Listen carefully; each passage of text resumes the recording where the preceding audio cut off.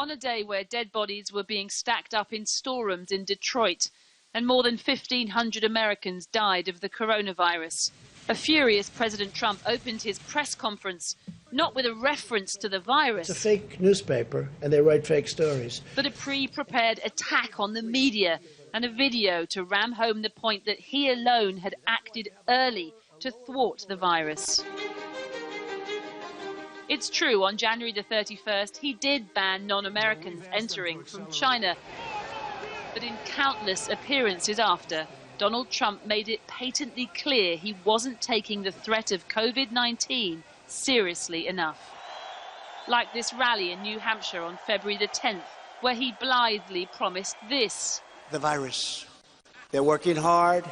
Looks like by April, you know, in theory, when it gets a little warmer, it miraculously goes away. And reassured this. We only have 11 cases, and they're all getting better.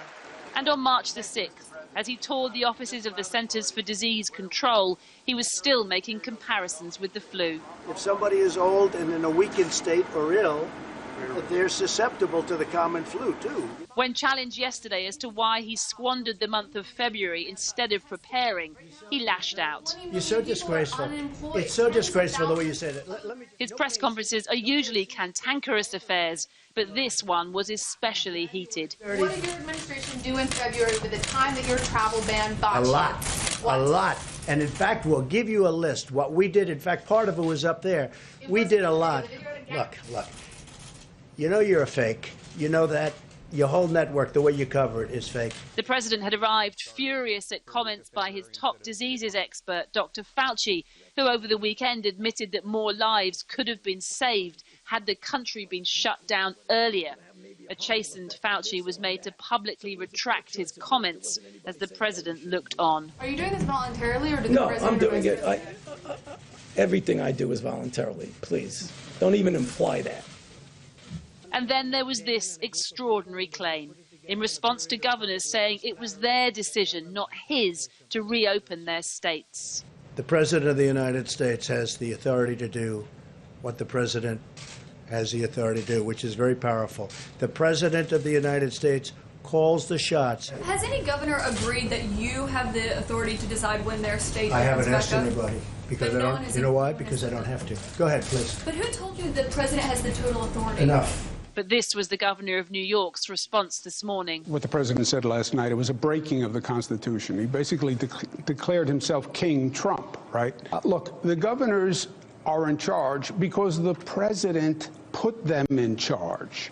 He's right. As recently as Sunday, the president reiterated that governors had to get their own affairs in order. But as we've come to understand with Donald Trump, what he says one day doesn't necessarily hold to the next.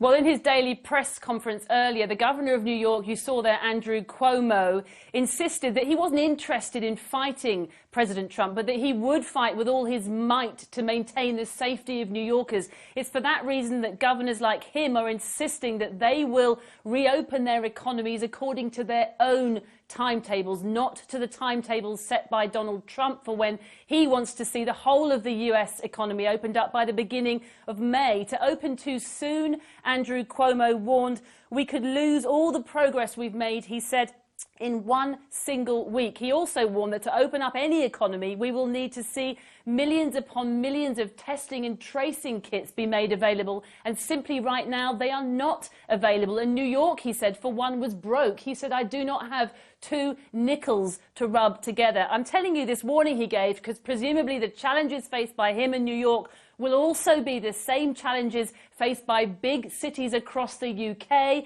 as they try gradually to open up their economies too.